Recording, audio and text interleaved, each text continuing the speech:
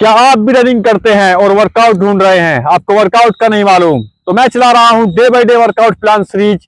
पहले मैंने आपको बताया था स्पीड सीजन, स्पीड में कैसा वर्कआउट करना चाहिए आपको 1600 मीटर का। और अब मैं बता रहा हूं आपको जो 1600 मीटर का ऑफ सेशन होता है, वो day by day workout plan चला रहा हूं आपके लिए, क्योंकि आप हैं वर्कआउट की क्लास में। अगर आप बिगिनर्स एथलीट्स हैं या फिर एक्सपीरियंस एथलीट्स हैं, आपके लिए ये वर्कआउट बहुत अच्छा होने वाला है, जिससे आप अपनी परफॉर्मेंस सुधार सकते हैं, अपनी टाइमिंग इंक्रीज कर सकते हैं। स्वागत है आपका हमारे यूट्यूब चैनल साकिब फिटनेस पर। मैं आपका दोस्त Saqib Tyagi, two national medallist, two state cross country medallist with experience for 30 years running and 12 physical excellent Indian army. तो चलते हैं वर्कआउट प्लान की तरफ। कल मैंने आपको बताया था जो थर्सडे का वर्कआउट प्लान है, आज मैं आपको बताऊंगा जो फ्राइडे में हमको क्या करना है, किस वर्कआउट के साथ में हमको बेस करना है, या प्रैक्टिकली मैं आपको करके दिखा रहा हूं किस तरीके से आप वर्कआउट की शुरुआत कर सकते हैं। कुछ एथलीट्स ऐसे हैं जो ग्राउंड पर आते ही फटीक लगा देते हैं, वार्म अप नहीं करते, या फिर स्ट्रेचिंग एक्सरसाइज नहीं करते, या फिर बॉडी को रेडी नहीं कर पाते। मैं आपको day by day workout plan बता रहा हूं, और वो भी प्रैक्टिकली। इस वर्कआउट को करने के बाद अगर आपकी टाइमिंग है 6.5 मिनट या फिर 7 मिनट, तो आपकी टाइमिंग, अगर इस वर्कआउट को आप टाइमिंग के साथ में आपको बता रहा हूं, उस टाइमिंग के साथ कर लेते हैं, तो आपकी टाइमिंग 4:30 4:40 आराम से आ जाएगी। तो चलते हैं वर्कआउट प्लान की तरफ। आज है फ्राइडे, तो फ्राइडे में हमको क्या करना है? फ्राइडे में हमको सबसे पहले अपने ग्राउंड पर आ जाना है। ग्राउंड मतलब किसी कच्चे ग्राउंड को आपको यूज करना है, क्योंकि रेपिटेशन चल रही है तो आप इंजर्ड हो सकते हैं। सर्दी काफी हो गई है, आप देख सकते हैं। आपको सबसे पहले लॉन्ग वार्म अप करना है। लॉन्ग वार्म अप कितना? आपको इजी वार्म अप लेना है। मैं वार्म अप भी बताऊंगा आपको किस तरीके से करते हैं वार्म अप। आपको इजी 15 या 20 मिनट का वार्म अप लेना है। इस तरीके से आप वार्म अप ले सकते हैं। इजी मतलब आपको 5 चक्कर वार्म अप के लेने हैं। 5 एक लैब होता है 400 मीटर का, उसके आपको 5 लैब लगाने हैं जो वार्म अप के हैं। इसके बाद में आप वार्म अप के बाद में अपनी बॉडी को स्ट्रेच कर सकते हैं। मतलब आप स्ट्रेच इस तरीके से कर सकते हैं, अपने हैंड को स्ट्रेच कीजिए सही तरीके से, अपनी नीक को स्ट्रेच कीजिए। ये वार्म अप के बाद की जो एक्सरसाइज है वो मैं आपको बता रहा हूं। इस तरीके से आप अपनी ग्लूट्स को स्ट्रेच कीजिए, जो हमारी ग्लूट्स मसल्स है, जहां से हम पावर लगाते हैं रनिंग में। इसके बाद में हम चलते हैं अपनी हैमस्ट्रिंग पर। हैमस्ट्रिंग मतलब आपको इस तरीके से स्ट्रेच करनी है। इस तरीके से आप स्ट्रेच कर सकते हैं। मैं आपको एक सेट बता रहा हूं, आप 2 सेट लगाइएगा, मतलब 2 बार स्ट्रेच कीजिएगा। फिर फ्रंट हैमस्ट्रिंग को इस तरीके से स्ट्रेच कर सकते हैं, आप इस तरीके से स्ट्रेच कर सकते हैं। ये हमारी फ्रंट हैमस्ट्रिंग स्ट्रेच हो गई। इसके बाद हम चलते हैं एंकल पर, जहां पर इंजर्ड होने का सबसे ज्यादा खतरा होता है किसी भी एथलीट्स को, क्योंकि एंकल टूट भी जाता है, इंजर्ड हो जाते हैं। कुछ एथलीट्स ऐसे हैं जो इसको स्ट्रेच नहीं कर पाते। इसके बाद हमको हैमस्ट्रिंग फुल स्ट्रेच करनी है। इस तरीके से आप कर सकते हैं। इसके बाद हम अपनी जो बैक है, बैक पेन जहां से होता है, बैक टाइट हो जाती है किसी भी एथलीट्स की, सर्दी काफी हो गई है तो बैक बहुत टाइट होती है एथलीट्स की और प्रॉब्लम आती है। फिर इस तरीके से आप कर सकते हैं। फोरआर्म्स को, अपने शोल्डर्स को इस तरीके से कर सकते हैं। ये वार्म अप के बाद एक्सरसाइज है जो आप बेसिकली कर सकते हैं वर्कआउट से पहले। अगर आप इनको करेंगे तो आपकी परफॉर्मेंस भी बेहतर होगी और आप अच्छे तरीके से वर्कआउट कर लोगे, आपकी बॉडी नहीं भर पाएगी। इसके बाद में आपको जंपिंग जैक, मतलब आपको ये करना है, इस तरीके से आप कर सकते हैं, जिसको पीटी बोलते हैं। स्कूलों में हम छोटे थे तो जब सिखाया जाता था कि पीटी कीजिए, तो इस तरीके से कर सकते हैं आप। इस तरीके से आप ये कर सकते हैं। ये करने के बाद आपको एबीसी ड्रिल करनी है।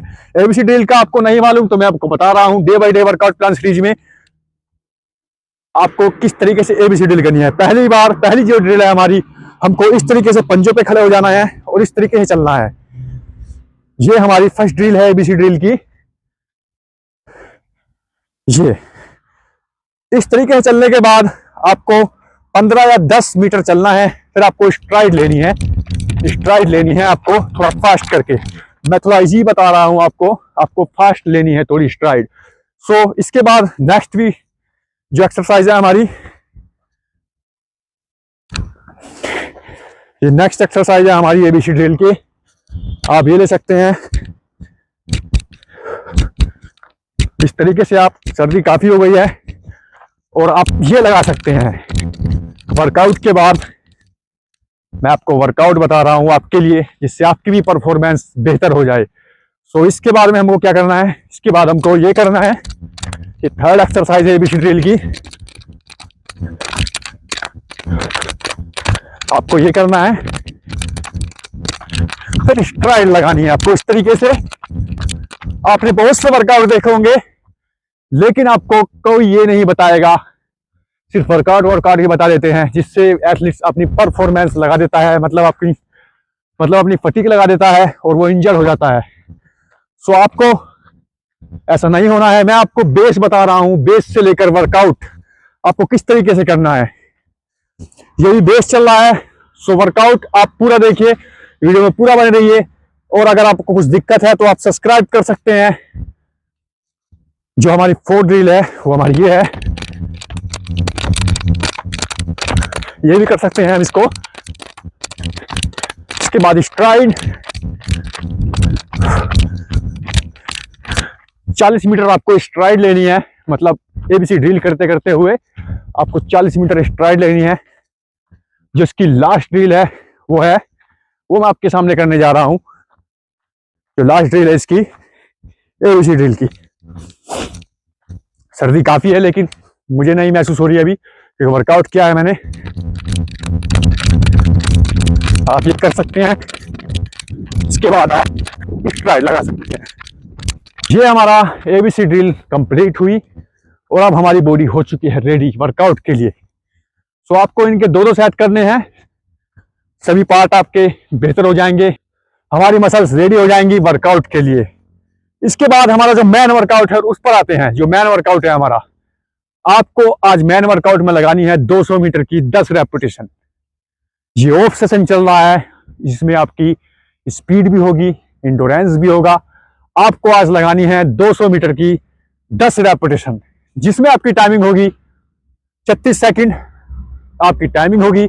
मतलब आपको 100 मीटर 18 सेकंड में भागना है और अगली 100 मीटर आपको 18 सेकंड में भागना है, जिसमें आपका रेस्ट होगा 1 मिनट का।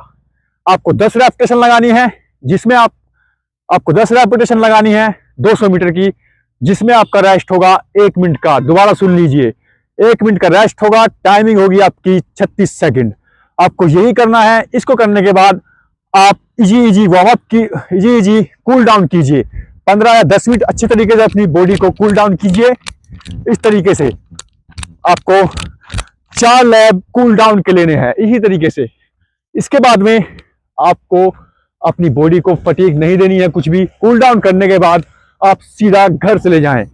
इसके बाद आता है इवनिंग सेशन। ये हमारा मॉर्निंग सेशन था, अब चलते हैं इवनिंग की तरफ। इवनिंग में आपको क्या करना है, इवनिंग में आपको ग्राउंड पर आने के बाद आपको लेनी है 30 मिनट इजी रन। मतलब आपको इजी रन करना है, जिस तरीके से हमने वार्म अप किया था मैं आपको बता रहा हूं, इस तरीके से आप इजी रन कर सकते हैं 30 मिनट।